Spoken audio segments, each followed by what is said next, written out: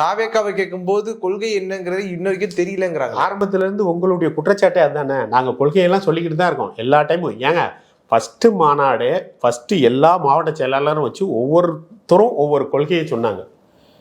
எல்லாமே சொல்லிக்கிட்டு தான் இருக்கும். ஆனால் செவடங்காதில் ஊதுற சங்கு மாதிரி இது ஒரு பேஷன் ஆகிப்போச்சு. இடையில ஒரு பேஷன் வந்தது. டிவிகே காரனை பார்த்தா தற்குறி, ஓ தற்குறியா அப்படின்னு.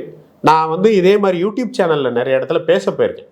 பேச போதும் கூட அவங்கள குறிப்பிட்டு சொல்கிறதுக்கு இந்த வார்த்தையை யூஸ் பண்ணாங்க. எதுக்காகனா எல்லாரும் பேசினாங்க, அதனால அது அப்படியே இயல்பாக மாறிடுச்சு. இப்போ அதே தான் இந்த கொள்கை. கொள்கை என்னங்கிறத எல்லாரும் கேட்டுக்கிட்டு இருக்கான். கொள்கையை நாங்கள் எத்தனையோ தடவை சொல்லியாச்சு, திருப்பி திருப்பி சொல்லியாச்சு. மறுபடியும் கொள்கை என்ன? உங்களுக்கும் திமுகவுக்கு என்ன வித்தியாசம்? அதே கொள்கையை சொல்கிறீங்களே. நான் என்ன சொல்கிறேன், உங்களுக்கு வந்து உடம்பு சரியில்லை, ஒரு ஆஸ்பத்திரி போகிறீங்க. நீங்கள் அந்த ஆஸ்பத்திரி நல்லா சர்வீஸ் பண்ணல. நீங்கள் ஆஸ்பத்திரி மாற்றுவீங்களா, இல்லை அதே ஆஸ்பத்திரியில் இந்த கிட்னி செக் பண்ண வேண்டாம், இனிமேல் நீ ஹார்ட்டை செக் பண்ணுன்னு சொல்லுவீங்களா? அதுதான் நாங்கள் சொல்கிறது. அவன் எல்லாம் சொல்லிட்டு வந்தான். இப்போ கொள்கை கொள்ளையடிக்கிறது மட்டும் வாங்கி மீதி எல்லாம் விட்டாங்க. சரி பண்ணணும்.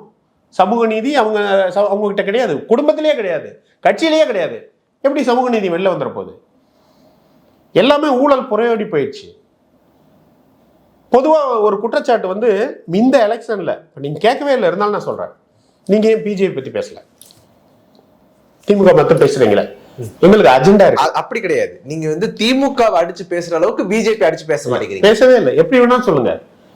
எங்களுக்கு ரெண்டு, இது வந்து சொல்லணுங்கிறது நானாக தான் வாலண்டியராக சொல்கிறேன். எங்களுக்கு ரெண்டு எதிரிங்க தான் சொல்லியாச்சு. கொள்கை எதிரி பாஜக, அரசியல் எதிரி உங்களுக்கு தெரியுது, எங்கள் மக்களுக்கும் தெரியுது. சரிங்களா? இதுக்கு மேலே கிளாரிட்டியே வேண்டாம்.